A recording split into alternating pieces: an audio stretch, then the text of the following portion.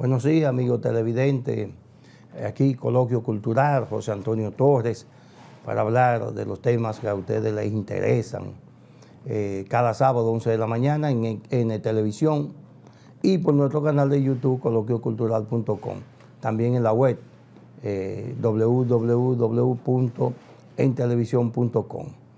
Cada sábado, 11 de la mañana, no deje de sintonizarnos aquí en Televisión, para que se entere de los últimos acontecimientos, para que vea, para que entienda, para conversar con ustedes sobre un poquito más allá de las cosas que los medios de comunicación publican. Esta semana el tema por excelencia es el tema del censo, 10º Censo Nacional de Población y Familia. Bien, los censos, los países, generalmente cada 10 años deben hacer un censo para determinar, primero con los censos, los países hacen su planificación de desarrollo y al cabo de 10 años se hace otro censo para ver como el crecimiento poblacional, pero también para evaluar los resultados de ese plan de desarrollo que se inició. Esto no es nada nuevo. Si nos remontamos a la época, digamos, al final ya de la época o al principio de la época cristiana, podemos ver, señores, que antes del nacimiento de Jesús ya se censaban los pueblos que habían. Los emperadores, los monarcas, lo hacían para, no solo para determinar la cantidad de población, sino también para determinar de esa población cuáles eran varones, cuáles estaban en edad de participar en las contiendas bélicas, de ingresarlo a los ejércitos. Y también para ver el nivel de impuesto que cada gente podía pagar por los ingresos o por los recursos que dispusiera. Esto te hace ver que mucho antes de que Cristo naciera, ya el censo era una herramienta de los gobiernos de ese entonces, de los imperios, para ver su población y para determinar las condiciones económicas de sus miembros, con la finalidad de aumentar las recaudaciones impositivas. Por eso, cuando José y María van a Belén y María embarazada y ahí nace Jesús, fue por la obligatoriedad de una ordenanza de Herodes para que se hiciera un censo. Una ordenanza de un censo y obligaba a que las personas tenían que ser censadas en su lugar de origen. Por eso José y María, que ya habían salido de Belén, tienen que retornar a Belén para ser censados. Y miren de qué época estamos hablando. Y traigo esto a colación sobre todo el desarrollo de la humanidad. El censo ha sido un instrumento de desarrollo o de un instrumento que permite planificar para el desarrollo. Me remonté a esa época. Entonces, uno no entiende cómo una serie de políticos aquí en el patio, deciden, desde que se anuncia el censo, buscarle una quinta pata al gato. Claro, es gente que no tiene espacio en la sociedad y entonces lo quieren buscar en los medios de comunicación. Ahí está el grupo de los vinchos, de la Fuerza Nacional Progresista, que ya son lo que más se parece al PRD. Nada más son siglas, pero no tienen militantes. Comenzaron de una vez a buscarle la quinta pata al gato y a decir que el censo era un instrumento que tenía el gobierno por presiones de las Naciones Unidas para legalizar 100.000 haitianos. Eso es puro disparate. Puro disparate. Y lo peor de todo, señora, y por eso es el partido, y esto es un consejo que le voy a dar al expresidente Leonel Fernández. A nombre de la fuerza del pueblo, está hablando demasiado gente y están incurriendo en disparate. El vocero de los senadores de la Fuerza del Pueblo planteó la posposición de que por un par de semanas del censo a fin de que se diseñara una estrategia de seguridad. Argumentando que mucha gente no le iba a abrir las puertas a los censistas porque por temor a que se infiltraran gente que fueran y cometieran delitos en las viviendas donde supuestamente iban a buscar información. Eso es prácticamente imposible, suponiendo que el censo se haga masivamente en un sector.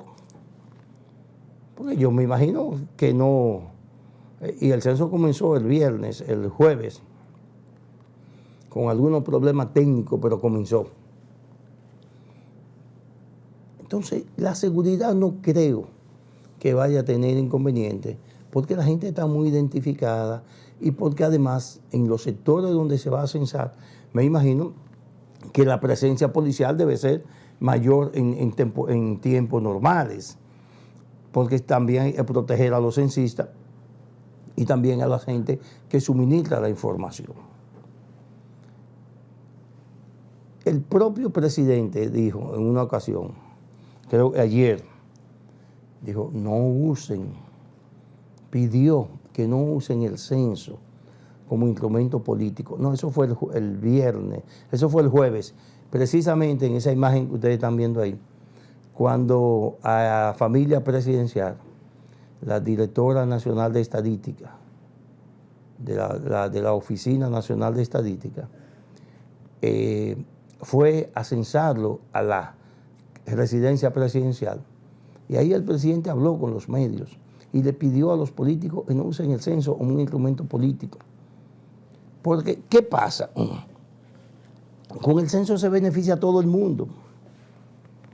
Primero, los datos de un censo generalmente a veces duran hasta un año cotejándolo y revisándolo antes de darlo a conocer.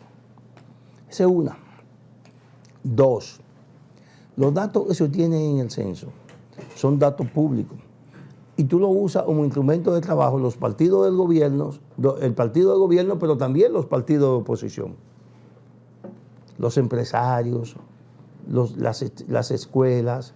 O sea, todo el mundo se beneficia de los resultados del censo porque consigue información importante para sus proyectos personales o empresariales o de partidos políticos. Entonces, ¿por qué venir a tratar de descalificar un proceso que nos va a beneficiar a todos? Y decíamos que el presidente Fernández debe tener cuidado de que mucha gente esté hablando a nombre del partido, porque pudiera presentarse el caso de que el presidente no esté de acuerdo con la opinión de uno de ellos y entonces sale, o que no sea la opinión del partido sobre un tema particular. Ahí vi ayer también al hijo del presidente, a Omar, el diputado, hablando a nombre de la fuerza del pueblo. O sea, hablar a nombre de un partido debe ser el organismo que se reúna, que lo diga el vocero del partido, el presidente, el secretario general. Esas son las voces de los partidos. Y en la fuerza del pueblo no está pasando eso. Y entonces, cuando cometan un yerro, el presidente Fernández va a cargar con las responsabilidades, eso porque él es el presidente de ese partido. De modo, señores, que vamos desde este programa, nosotros exhortamos a la gente a abrir la puerta a los censistas, a ofrecer la información sin ningún tapujo, sin temores, porque eso nos va a servir nos va a servir durante más de 10 años para formular políticas de desarrollo. Quizá usted hace un censo ahora y los datos duran un año para cotejarlo, y eso se están oponiendo, esos partidos que se están oponiendo o que están tratando de bombardear, entre comillas, ese proceso, pudieran ser los beneficiados con los resultados de ese censo. Nadie sabe. Entonces, lo mejor y lo que debieron haber hecho todos los partidos desde que comenzó a planificar era exhortar a la gente a abrir la puerta a los censistas, a ofrecer la información veraz, a no mentir en el censo, como una forma de que tengamos un instrumento creíble al final de la jornada. Lo que sí yo vi es que el tiempo ha sido como muy poco. Creo que va a durar como 2 semanas. Y para una población como esta, para una sociedad como esta, con tanta gente quiquilloso, con tanta gente huidizo, con tantos temores, yo creo que debió establecerse un tiempo más para la conclusión. Pero nada, eso es irrelevante ahora, porque me imagino que cuando llegue la fecha de cierre, si el trabajo no está hecho al nivel que se esperaba, pues solamente habría que posponerlo 1 semana o 2 semanas más. O sea, agregarle 1 semana o 2 semanas más para recoger la información, que eso lo recogen los censistas o los empatronadores, como se decía anteriormente. Abran de la puerta a la gente del censo, denle la información correcta, veraz, y de esa forma usted va a estar ayudando al país, no a ningún partido, no al PRM ni al PLD, no. Eso le va a servir a todos por igual, y a la sociedad también en todo su conjunto. No podemos aventurarnos. O sea, si usted me dice, yo creo que el único organismo que tiene estadística creíble y real en este momento es la Junta Central Electoral, porque maneja el registro civil y maneja la información de cada uno de los ciudadanos. Pero fuera de ahí, aquí nadie tiene información creíble sobre nada. Vamos a aprovechar ahora esta oportunidad, ya que no lo hicimos como hicieron algunos países. Recuerdo, creo que Argentina aprovechó cuando la gente estaba encerrado en su casa con el asunto de la pandemia, y ellos hicieron su censo.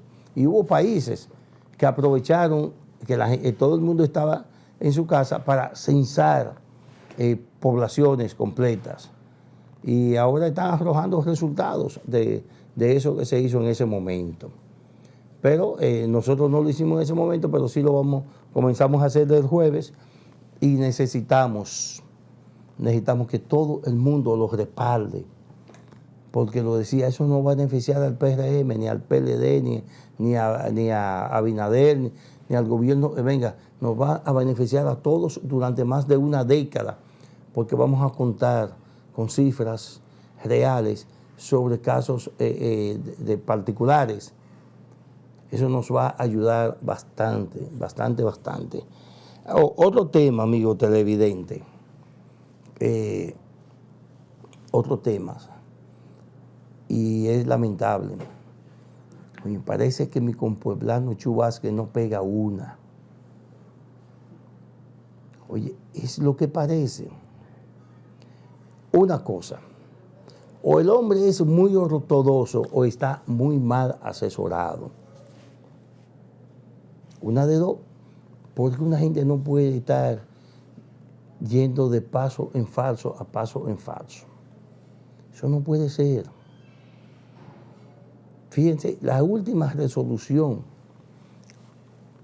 del Ministerio de Interior y Policía, la que limita los horarios para los establecimientos que venden bebidas alcohólicas hasta las 12 de la noche, ha encontrado mucha resistencia en sectores que trabajan o generan o viven de ese negocio, ya sean los propietarios de los bares, restaurantes, pero también como el personal que trabaja.